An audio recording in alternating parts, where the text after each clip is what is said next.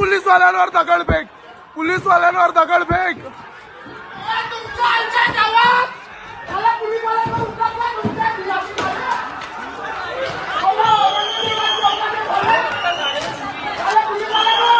नागपुर के अंदर दंगे होते हैं, हिंदुओं को टारगेट किया जाता है, उनके घरों के ऊपर हमला किया जाता है, उनके ऊपर हमला किया जाता है, उनके जो व्हीकल्स होते हैं उनके ऊपर पथराव किया जाता है, फिर उनको घसीट कर लाया जाता है और उनमें आग लगा दिया जाता है। यहाँ तक कि रामनवमी के लिए जो सजावट के सामान रखे हुए थे उनको भी घसीट कर निकाला जाता है और जला दिया जाता है। इन सब के बाद वहां पे जब पुलिस पहुंचती है तो उनके ऊपर भी पथराव होता है और कई पुलिस वाले घायल हो जाते हैं। और वहीं पे जो महाराष्ट्र की पुलिस है वो इफ्तार पार्टी देने में बिजी है। जो बीजेपी के नेता उनको तो सांप सूंघ गया है, ऐसे बिहेव कर रहे हैं जैसे कि उनके पास पावर ही नहीं है, ऐसे बिहेव कर रहे हैं जैसे कि महाराष्ट्र का जो कंट्रोल है ना वो उनके हाथ में नहीं है, किसी और के हाथ में है। और ये जो बीजेपी की आदत है ना अपने समर्थकों के साथ खड़े ना होने की, अपने कार्यकर्ताओं के साथ खड़े ना होने की, ये उनको आगे जाकर कभी ना कभी जरूर डुबाएगा। और ये जो पूरा मामला हुआ है ना, इसको चलिए हम लोग डिटेल में समझने की कोशिश करते हैं कि आखिर ये शुरू कहां से हुआ, कैसे कैसे ये जो वायलेंस था वो अलग अलग इलाकों में स्प्रेड हुआ, कैसे अलग अलग एज ग्रुप के जो लोग थे इसमें शामिल थे। अब ये जो दंगे हुए ना ये हुए हैं नागपुर के अंदर, और इसका जो मेन रीजन है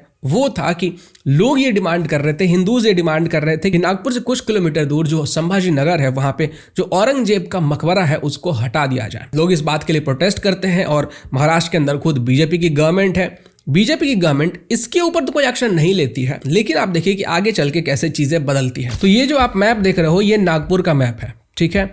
और इस नागपुर के मैप में यहाँ पे आपको दिख रहा होगा महाल, ये महाल वाला एरिया है।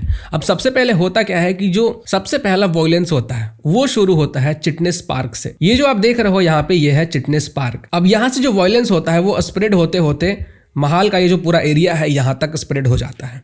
उसके बाद ये जो वॉयलेंस है ये बढ़ने लगता है दूसरे डायरेक्शन में, यानी कि जो दंगे करने वाले औरंगजेब की औलादे थे वो पहले महाल के ऊपर अटैक करते हैं, फिर महाल के ऊपर अटैक करने के बाद वो लोग जाते हैं इस ये जो हंसापुरी एरिया है इस एरिया में जाके वॉयलेंस करते हैं, यहाँ पे दंगे करते हैं। जिनके घरों के ऊपर अटैक हुआ था उन सब लोगों ने जो बयान दिया है उन सब में एक बात कॉमन थी, और वो बात ये थी कि वहाँ की जो पुलिस थी, इस नागपुर के एरिया के जो पुलिस थे वो लोग कॉल करने के बाद भी नहीं आए। वो लोग आए जब पूरा वॉयलेंस खत्म हो गया। जबकि ये जिन लोगों ने बयान दिया ना उन्होंने बताया कि हम लोगों ने मल्टीपल कॉल्स किए थे और पुलिस उसी एरिया में थी लेकिन फिर भी वो लोग नहीं आए। वो लोग तब आए जब ये पूरा वॉयलेंस खत्म हो चुका था। मैं अभी सीपी साहब से सुबह में मैंने बात की।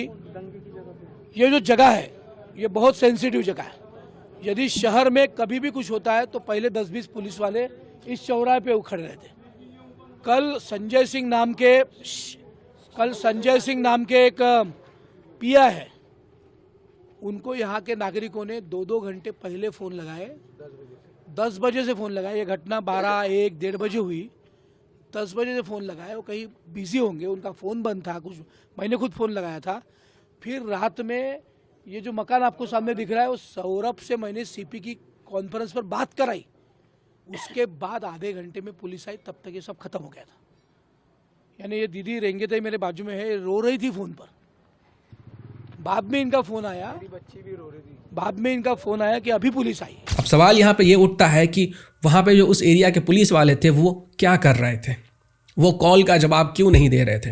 वो वहाँ मौजूद थे फिर भी वो कॉल का जवाब क्यों नहीं दे रहे थे, और उनके पास कॉल आ रहा था वो फिर भी इंटरवीन क्यों नहीं कर रहे थे। क्यों उनको इतना टाइम लग गया, जब वॉयलेंस सारा खत्म हो गया तब वो लोग आते हैं। पहले आई विटनेस ने बताया कि उसने जब देखा तो वहाँ पे करीबन 200 लोग थे जो ये पूरे दंगे को अंजाम दे रहे थे। और इन औरंगजेब की औलादों ने, ये जो आई विटनेस था इसके भाई के बाइक को पहले जला दिया।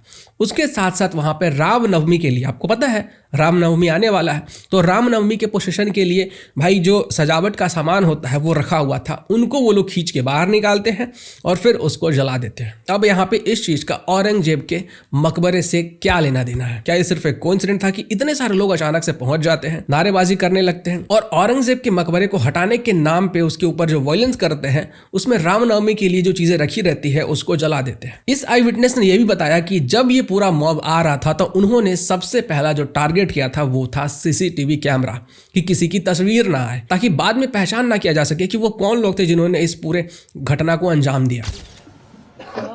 जी, मेरी दुकान में बंद किया 10:30 बजे। मेरे किराना स्टोर की दुकान है, दुकान बंद करके आया, मैं खाना खाने बैठा, शोरगुल हो रहा था, मैं ऐसे ही कुछ समझ नहीं आ रहा था। फिर एकदम से एक फटके मारना, लाठी चलना, मैं एकदम से घर बाहर जाके देखा तो वहाँ से गाड़ियों को घसीट घसीट के फोड़ रहे, गाड़ी को, गाड़ी पे आग लगा रहे।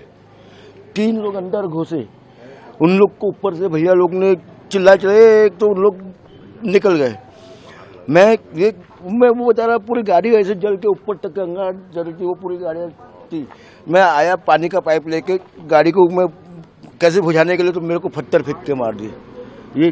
ये पूरा पत्थर फेंक के मारा। मैं घर के अंदर घुसा। हम लोग ने पुलिस को फ़ोन किए थे यहाँ पे, जब ये सब काम हो रहा था। हमने पुलिस वालों को 3 बार फ़ोन किए। मैंने नहीं किया, सभी लोग नहीं किए, मैंने अपने से किया, लेकिन नहीं आए।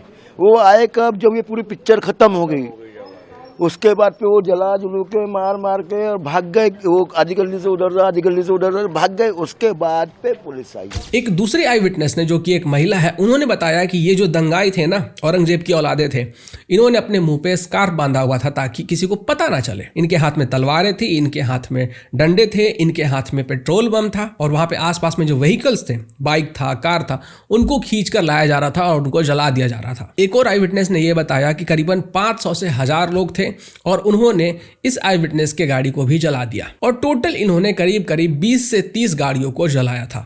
कल रात को जैसे चौक में सुबह जो आंदोलन हुआ औरंगजेब की कब्र को लेके, उसके बाद दोपहर में भी तनाव हुआ। तनाव होने के बाद शाम को भी वो तनाव था ही, और बाद में जो वहां से चौक में से उन्होंने पथराव चालू किया और फिर तनाव जैसी स्थिति हाथ से निकलने लगी, और बाद में ये सब बखेड़ा खड़ा हुआ और बड़े बड़े यानी झूठ जो है रूमर्स फैले गए। उसकी वजह से बड़े तादाद में लोग आए, इधर से बहुत बड़ा झुंड आ रहा था, और झुंड आने के बाद क्या हुआ कि उन्होंने अपना तोड़फोड़ वाला कार्यक्रम चालू कर दिया, और इसमें सब गाड़ियां जलाई।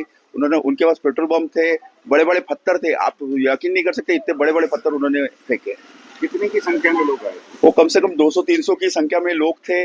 उसमें कुछ बच्चे भी, छोटे छोटे बच्चे भी दिखे। कुछ नारेबाजी लगा रहे, वो नारे लगा रहे थे, ये सब कर रहे थे। पर सबसे बड़ी बात है ना, वो पत्थर, जो बड़े बड़े पत्थर आ रहे थे, उसको बहुत भयंकर उसने नुकसान किया है। क्या नारे लगा रहे? नारे अभी तो याद नहीं, पर वो अल्लाह तकबीर ऐसा कुछ तो भी उसमें था।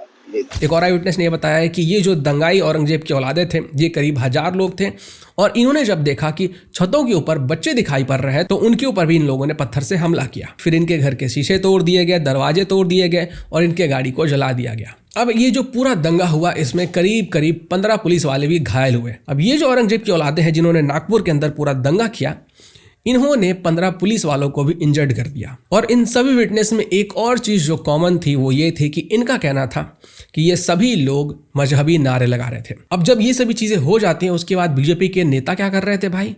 कड़ी चावल वाली निंदा कर रहे थे कि आपको शांति बनाए रखनी चाहिए। भाई, तुम पावर में हो, महाराष्ट्र तुम्हारे अंडर में है, लेकिन आप लोग कुछ भी नहीं कर रहे हो, कोई ठोस कदम आप नहीं उठा पाते हो। मतलब ये जो अपीजमेंट का कीड़ा है, वो कब खत्म होगा आपके अंदर से? मुझे समझ में नहीं आता है कि इन लोगों को कौन सा कीड़ा काटा हुआ कि भाई अपीजमेंट करने में इतने अंधे हो चुके हैं, इतने अंधे हो चुके हैं कि तुम्हारे स्टेट को जलाया जा रहा है और तुम एक्शन तक नहीं ले पा रहे हो। और वहां पे दूसरी तरफ महाराष्ट्र की जो पुलिस है, वो क्या कर रही थी भाई?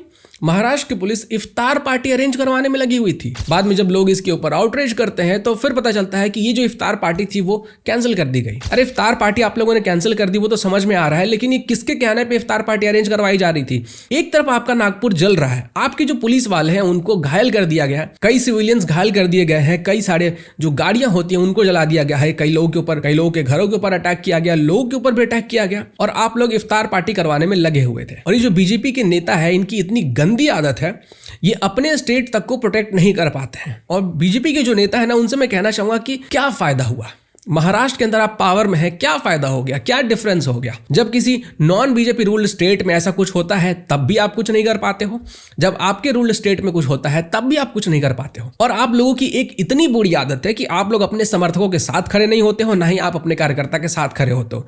ये बीजेपी ऐसी पहली पॉलिटिकल पार्टी है जिसको कि दूसरे पॉलिटिकल पार्टी वाले अगर कहेंगे ना कि तुम्हारे कार्यकर्ता ने गलत किया है, तो ये अपने कार्यकर्ताओं के ऊपर ही कार्रवाई करवा देते हैं, अपने ही नेता को सस्पेंड कर देते हैं दूसरे पॉलिटिकल पार्टी के कहने के ऊपर। यहाँ पे दूसरी तरफ लोग ओसामा बिन लादेन तक को डिफेंड कर जाते हैं, अजमल कसाब तक को डिफेंड कर देते हैं, और यहाँ पे बीजेपी वाले तो अपने समर्थकों के साथ तक खड़े नहीं हो पाते। जब अपने वोटर्स की बात आती है, अपने वोटर्स को प्रोटेक्ट करने की बात आती है, तो ये गायब हो जाते हैं, ऐसे जैसे कि गधे के सर से सींग गायब होता है। वेस्ट बंगाल के अंदर जब भी वायलेंस होता है, आपके कार्यकर्ता मारे जाते हैं, आप चुप्पी साध के रहते हो। आप सेंट्रल गवर्नमेंट में पावर में हो और उस समय तो आप पूरा पूर्ण मेजॉरिटी में थे, फिर भी आपने कुछ भी नहीं किया। आपके बड़े नेता के ऊपर अटैक हो जाता है, फिर भी आप लोग कुछ नहीं करते हैं। जब आप लोग अपने कार्यकर्ताओं के साथ खड़े ही नहीं होते हैं, अपने वोटर्स के साथ ही खड़े नहीं होते हैं, जो लोग आपको वोट देते हैं ये सोचकर कि भाई ये लोग हमें प्रोटेक्ट करेंगे, आप उन्हीं को प्रोटेक्ट नहीं करते हो। उल्टा कई केसेस में तो ऐसा देखा गया है कि भाई जो लोग हिंदुओं के लिए आवाज उठाते हैं ना, उन्हीं के ऊपर FIR करवा देते हैं, उन्हीं को अरेस्ट करवा देते हैं। जब इनका नेता कोई कॉन्ट्रोवर्शियल चीज बोल देगा तो भाई वो उसको सस्पेंड कर देंगे।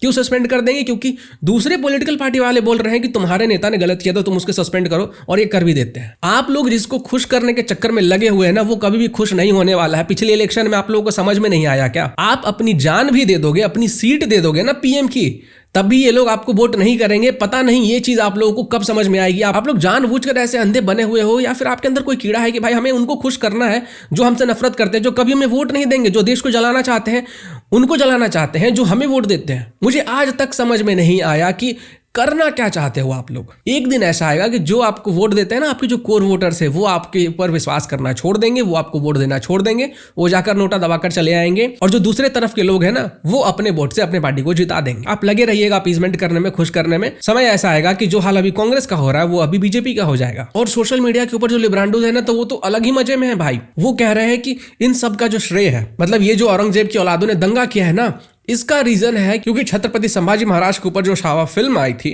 उसके अंदर विकी कौशल ने बहुत दमदार एक्टिंग किया था, जिसके कारण लोग ट्रिगर हो गए। वॉयलेंस करने वाले औरंगजेब की औलादें, घर जलाने वाले औरंगजेब की औलादें, गाड़ियां चलाने वाली औरंगजेब की औलादें, पुलिस वालों के ऊपर अटैक करने वाले औरंगजेब की औलादें, लेकिन जिम्मेवार कौन? विकी कौशल। क्यों भाई? क्योंकि उसने फिल्म बना दी छत्रपति संभाजी महाराज को ग्लोरीफाई करते हुए।